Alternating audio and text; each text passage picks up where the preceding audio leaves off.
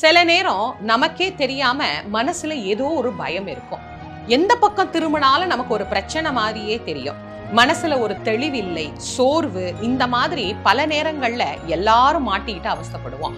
அப்படி இருக்கிறீங்களா நீங்க? உங்களுக்கு நான் ஒரு நல்ல யோசனை சொல்றேன். நேரா உங்க வீட்டுக்கு பக்கத்துல இருக்கிற சிவன் கோயிலுக்கு போங்க.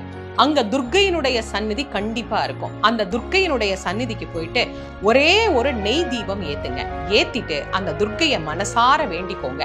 என் மனசுல இருக்கிற இந்த கவலை, இனம் புரியாத ஒரு நடுக்கம் எனக்கு நீங்கணும் அப்படின்னு துர்க்கை கிட்ட உருகி பிரார்த்தனை பண்ணிக்கிட்டு வாங்க.